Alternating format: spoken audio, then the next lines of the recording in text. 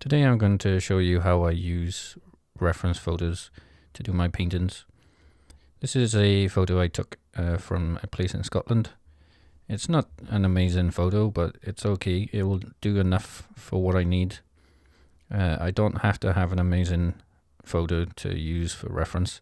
And sometimes it's better that the photo isn't really good because I end up copying it too much.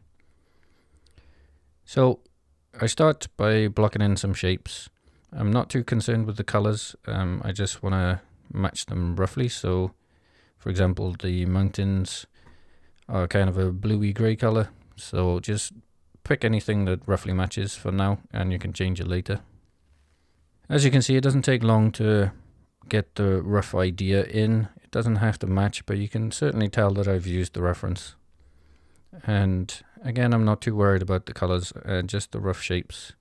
If you're going to choose colors, make sure they're dark because we're going to lighten them up later. So make sure you got something to light up. If they're too light, you're going to have to go and darken them to put the highlights on.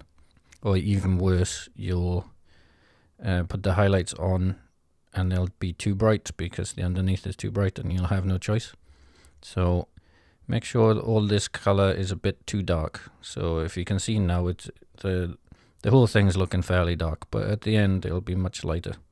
This takes some getting used to, and I will admit I used to make them too light all the time. So if you do, don't worry about it.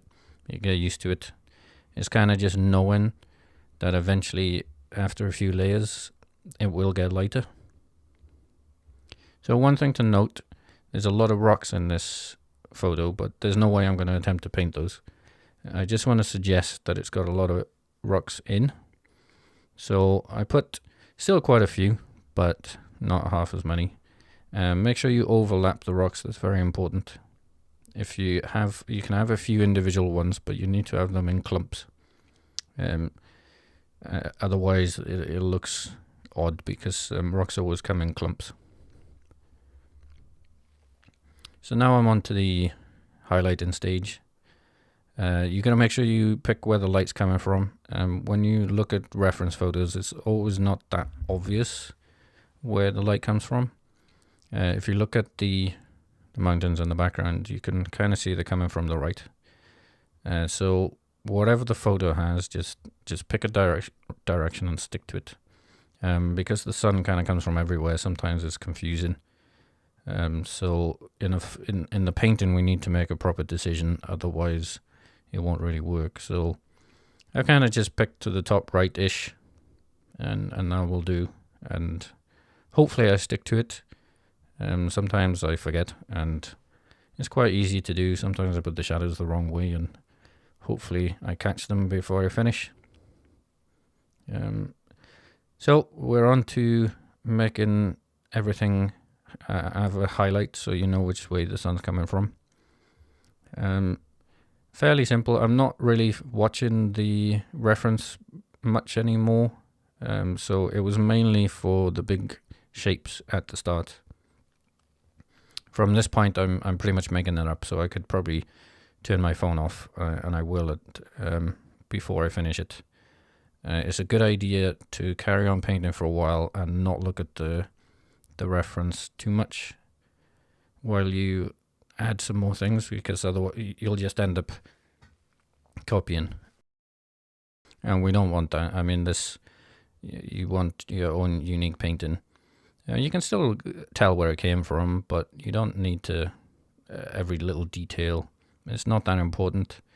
The thing that makes it look like the reference photo, if that's what you want, are the major shapes. So it'll be where the mountains are, where the trees are, where the river is. So once you get those in, it will look like the reference, regardless of the little details that you put in.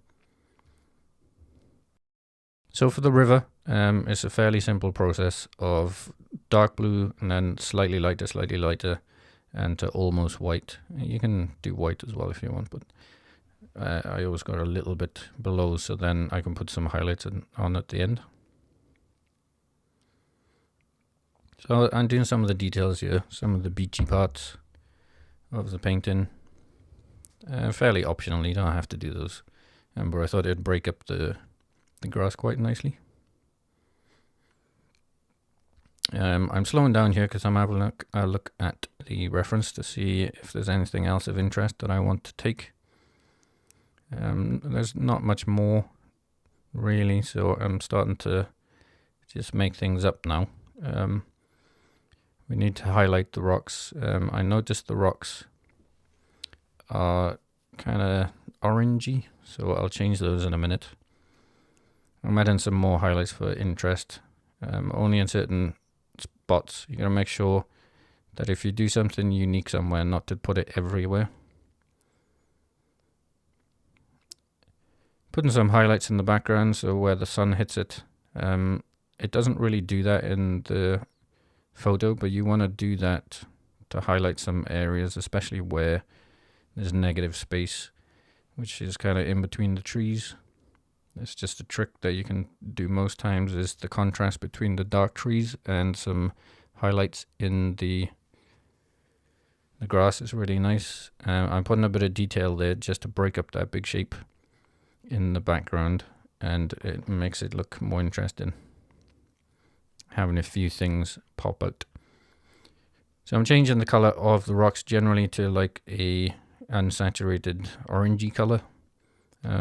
Just so I use the reference, if you notice they're that kind of color. So this is why using reference is handy. You wouldn't really think about that. Usually I would just keep them gray. So it's quite nice to use a reference now and again. I don't always, sometimes most of the time I make it up. But this is a really good exercise, and it usually makes me better for the next few paintings, because I'll remember little details that I didn't think of. And even if I've done this 100 times, I'll forget that rocks can be different colors, and I'll do them gray again. So it's a good exercise to do every now and again, even if you don't want to use reference. And mostly I don't like using reference much because it slows me down. But I quite enjoyed this actually, and I think I'll do it more often. Being able to take a reference and make it abstract like this, I'm not going to say is easy. I couldn't do this for a long time, so don't worry if it's difficult. You can get there eventually. So now you see I turned the phone off and I'm not looking at the reference anymore. This is an important step, so you can use your imagination and try and make it your own, so it's not just the photo. You don't have to do complicated things, just simple stuff. And try and put your style on it. If you don't have a style yet, that's fine. That's a kind of weird thing anyway. What is a style really? It's just you doing something over and over again until it's something you do all the time. And that comes with time.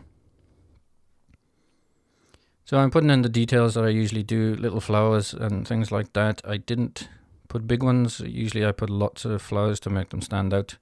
But because we got lots of things going on, I don't want to draw focus away from like the river and the mountains. I think if you had too many flowers, it would look a bit nuts. So you saw me there. One thing I do is I flip back to my gallery of landscape paintings if I'm trying to think of what else I need to add. So sometimes I just look at my other paintings and see what else I put in them. That's a spam text, by the way, nothing of use. So this is where I do my messy border. If you see my other videos, I do this on pretty much every single painting when it's this style, when it's kind of abstract. And then I use clip and mask on all the layers above, and then it conforms to the red layer at the bottom. I just like this to make the painting a bit more interesting. Digitally it can be a little bit boring if it's all flat and square. In real life it's not such an issue, but digitally everything looks a bit too neat. So I just try to make it random, and usually when I have water, I make the water come off the painting, or a road or a dirt track or something. It's good to make it come off the painting. The reason is your eyes can go into the painting following the river or the road or the path or whatever it is. That's always a nice trick. So at this point I'm putting in some effects just to make it more interesting. I always put like leaves and things falling down. That's just to create more depth. To have overlap in shapes creates depth. It's just a simple thing to do, and it'll make it look like the landscape goes further. And put some sun rays in there. I think they're a bit too harsh, so hopefully I drop them down a little bit, because it's not a sunny day, so hopefully I drop them to be subtle. And for a change, I've said in multiple videos I want to add more wildlife to my paintings, and yet I keep on forgetting. So I grabbed a simple reference of a deer and try to put it in. As you can see, I do not pay that much attention to accuracy. I don't want really accuracy. I just want you to be able to see that it's something, it's an animal. And if you put in too much detail, it starts to be a focus of the painting, and that's not what I want. I want you to focus on everything, or the mountains or the river or whatever, not this deer. This is just a small part to the painting, and it adds to it, but it shouldn't be the focal point. If it was the focal point, you'd make it much more detailed and you spend a lot more time on it. But this is just supposed to be something to add that when people look at it, they might notice it and they might not. Always make sure if you put animals, you have a shadow underneath them, or they're floating. They need to be on the floor. That's very important. And so I'm just messing around with the scale of it, which can be tricky sometimes, because obviously until you have something man-made or an animal or something like that, you really don't have scale. So make sure you don't make them gigantic or tiny. You don't have to be that accurate, but you just got to make sure they're not a giant deer or a tiny like mouse or something. So add in a little bit of details, but when I start to add birds and things, I know I'm coming to the end because I'm struggling to know what to add, and I probably shouldn't be adding much more. One thing I forgot to add is the rare time I use a brush is I put highlights in the water, which are generally bright white, and it adds a bit of movement to the water. You can't really do this with the select tool because it's too skinny. You probably could, but they come out a bit too fat, so I just use any skinny brush. It doesn't really matter. I think it's the I'm not even sure what it is. It doesn't really matter to me. It's just a skinny brush. Anything will do. So I'm putting in these final highlights, but that's pretty much it. I think I'll do a few more of these with reference because I quite liked it. And I got lots of photos like this, so hopefully I can make use of them. I'm messing around with the background color. I think I go with white. Could be wrong.